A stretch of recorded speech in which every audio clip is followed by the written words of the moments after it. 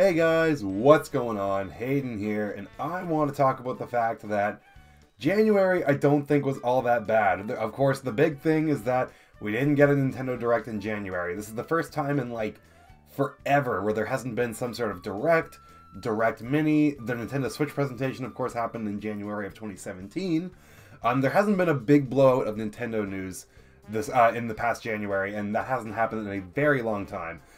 But with that said, I don't think January was all that bad. Some good stuff happened, and I kind of want to go over all of the the major things related to Nintendo in their gaming space. Just what happened, because a lot actually did happen. So first, I want to start off with the things, and I'm just going to kind of do this like casually, no editing today. Just kind of want to get through this and talk to you guys and see what you have to say about it. Of course, before I get into this, some of you have been very generous as leaving comments in my last video about me predicting a late January Direct. Like, oh, it didn't happen. Nope, it didn't happen. Obviously, I know, alright? Like, you can lay off. I get it. It didn't happen. I want to talk about the things that did happen, though, okay? So, new Super Mario Bros. U Deluxe released. You guys probably know how I feel about that game if you follow me on Twitter. I really don't like the game. I just think it's really boring, really bland. I don't like the art style. But there are a lot of people that didn't get to play this game on the Wii U, or there are people that did play this game on the Wii U and really did enjoy it, so they're playing it again. So regardless, it's a new Mario game, a new 2D Mario game to a lot of people. So that's definitely going to sell well and definitely going to rake in some cash for Nintendo. So I can't see it as a bad thing, despite my personal feelings about the game. Bowser's Inside Story, the remake of it, also released, and Bowser's Inside Story is an amazing game to me. I think it's the second best Mario and Luigi game right after Superstar Saga, and I actually kind of go back and forth on the two as to which one's better. You caught me on a day where Bowser's Inside Story is second, but regardless, it's a very, very good game, and I hope a lot of you that never experienced the original got to pick up the 3DS remake, and I hope that you guys have enjoyed it, because seriously, really good game. Travis Strikes Again, No More Heroes. That released, and as far as I'm aware, this is a very different take on the No More Heroes. I don't know really much about anything about the No More Heroes series, but I do know that this is a very highly anticipated game by its fan base, even though it is pretty different from the first two No More Heroes games. But regardless, it released. It's been kind of hyped up for a while, so it's good that you guys finally got that. On the NES app, Zelda 2 and Blaster Master released. And if you guys haven't played Blaster Master, that is actually a very underrated game. Kind of a cult classic, so definitely give that a try. And if you like it, play Blaster Master Zero, which is kind of like a remake from Inti Creates, and it's so good. I love it. And then, of course, Zelda 2, I mean, it's Zelda. It's the black sheep of the Zelda series, of course. But those, I think, were two very solid additions to the NES app. But I think the biggest release, and the one that I've been the most happiest with and the most excited about, is Piranha Plant finally released in Super Smash Bros. Ultimate. I have been loving Piranha Plant. I think it is such a unique character. I love how Piranha Plant plays. It's so much fun. Piranha Plant is just great, and I'm super happy that Piranha Plant finally came out. It's kind of tiding us over until the next DLC happens, which I'm very excited for. So moving into some of the rumored things that happened this month, and there weren't a whole lot of rumors, but there's two that I want to bring up. And the first of which happened, or kind of came out a couple days ago, and that is the Switch Mini is supposedly in development. This, I believe, came from Nikkei on Twitter.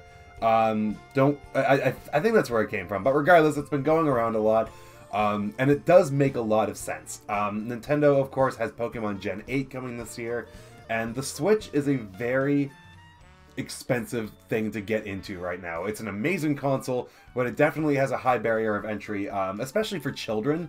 And of course, if Pokemon is coming out this year, I love Pokemon, a lot of adults play Pokemon, but there's still a lot of kids that get into that. So if they release a Switch Mini that's smaller, more compact, maybe a little less powerful, maybe it's only handheld, who knows, but a more accessible Switch. I think that makes a lot of sense this year, and I think that makes more sense than doing a Switch Pro, at least right now. I think a Switch Pro, like a more powerful Switch, will happen at some point, but for now, I think a weaker, maybe just smaller, handheld only, some sort of Switch, it makes a lot more sense, and it seems to be a rumor that's picking up a lot of traction, so I figured I'd bring it up. I think it makes a lot of sense, and I think it would be a good seller for Pokemon. The other one I want to bring up is not so much a rumor, but more of a data mine, and that's the fact that Super Nintendo games have been data mined in the NES Online app. Now, I talked about this a fair amount in my last video, so I won't go super into detail about it, but a ton of games were data mined, and descriptions were data mined for them, so I think this is something that's coming sooner rather than later, and if we did have a January Direct, I think that's definitely something that they would have announced in it. The fact that we still don't know what's coming for the NES app in February maybe means that they're going to finally just drop Super Nintendo games instead. Who really knows? I mean, Nintendo's kind of planning and communication with their online on the Switch has been really weird. Nintendo's mostly been doing really good in the Switch era, but their online is something they just haven't seemed to have gotten right yet, in my opinion. Or at least made exciting. I mean, it's only $20, so the fact that we're only getting NES games right now is, I guess, okay. It's just not particularly exciting. Now, on to the new information that we learned. This is official from Nintendo themselves. We got release dates for Kirby's Extra Epic Yarn and Yoshi's Crafted World. Both of them are releasing in March. Yoshi is releasing on March 29th, and I believe Kirby is on March 8th. I could be wrong about that, but it's towards the beginning of March. And, of course, we kind of expected these as direct announcements, but a direct never happened. But, you know, getting these release dates is good regardless, because March is not too far away. You know, I'm recording this on the first day of February, so, you know, and February is the shortest month, so March is not that far away. God, totally off topic, but do you guys remember the February leading up to the Switch's launch? The Switch launched on March 3rd, 2017. My God, that was the longest February ever. Just waiting and waiting. We had nothing to play because the Wii U was dead. It was such a long wait. But anyway, back on track. Metroid. So we found out that Metroid Prime 4 was getting basically completely scrapped and restarted from scratch. But the good news about that was that Retro Studios was taking over. And there was a bit of hesitation about that at first from some people, because a lot of people said, oh, well, there's a lot of Retro staff that aren't there anymore, and there's a bunch of new people at Retro Studios, so it's not exactly the same people. That is not necessarily true. A lot of staff from Retro Studios are actually still there, and particularly some of the lead programmers and directors from the Metroid Prime trilogy. And not the trilogy like the game itself, but as in like 1, 2, and 3. So like people who worked on those separate titles are still at Retro Studios. I saw something about that on Reddit, so that is definitely a good sign. I think Metroid Prime 4 is definitely in the good hands, in the best hands it can be. It's a bummer that we're going to have to wait multiple years for it now, but I think this was a good move, and very much appreciated the transparency that Nintendo had. That takes balls. I mean, everyone's kind of been saying it online, but you really got to respect what Nintendo did with Metroid Prime 4, so that was really cool in my opinion. We found out that Mario Kart Tour was delayed to the summer because they want to add more content to it, and they want to make sure that there's a standard of quality met. Which, hey, gotta respect that. You know, they're delaying a game to make sure that it's good and has enough going for it. Can't be mad about that, even though I do want to see what Mario Kart Tour is all about. A mobile Mario Kart game still kind of baffles me a little bit as to how it's going to work, but, you know, it probably won't be too much longer before we actually get some firm details on it. This is kind of a minor one, but Switch 7.0 dropped, which of course has some new icons and some new languages, so yay, new Switch stuff, new OS stuff, that's cool. Switch 7.0, it's something that happened. The Indie Highlights presentation happened last week, and of course we got a fair amount of stuff in there. We got, of course, Wargroove came out today as of this recording, so we found that out. We got Goat Simulator, we got When Ski Lifts Go Wrong. There was a fair amount of indie announcements in there that were pretty substantial, so of course had to talk about it. Wargroove probably being the biggest out of all of those, because it's kind of filling that niche that Advance War fans were missing.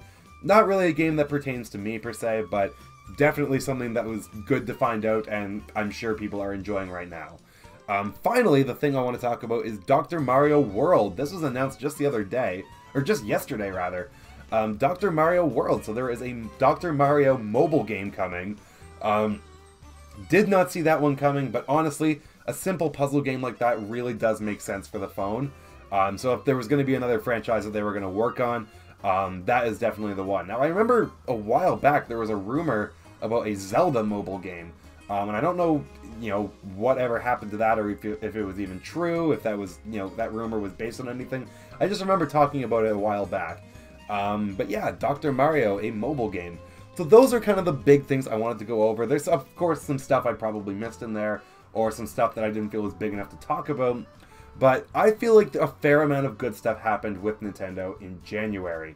Of course, we didn't get any major releases. I mean, New Super Mario Bros. U Deluxe was probably the biggest one, at least in terms of how much Nintendo's going to make. But we didn't get any new major, like, totally unique releases. As in, like, it's the first time it's ever been released. But that said, we did find out a fair amount about what Nintendo has planned for this year, and there were some good indie stuff and some good, messaging that was there. So overall, I think it was a decent month. Even though there was no Nintendo Direct, we still had a fair amount happen, and I mean, like, there's got to be a February Direct at this point, right? I don't want to get anyone's hopes up, but I mean, like, we do need some information still on a lot of things. So, Fire Emblem is still, they reassured that it's slated for a spring 2019 release. So, like, that's at least something that we have to get more information on, let alone Animal Crossing, Luigi's Mansion, Pokemon. Again, I think that's something that the Pokemon Company will handle on their own, as they usually do, and I don't feel like we're going to get information on that for a while. But there is stuff that we still need information on. I do realize that stuff happened in January, but not a lot of... There was some stuff that was missing. But, with that said, let me know what you guys think about January in the comments down below. What did you think of it? Did a lot actually happen? I thought it was, for not having a Nintendo Direct, I thought it was a decent month. But let me know what you guys think in the comments down below. And make sure you subscribe if you've not already for more on Nintendo and other Nintendo goodness. That wasn't a good way to own it, but whatever. Alright, see you later, guys. Bye.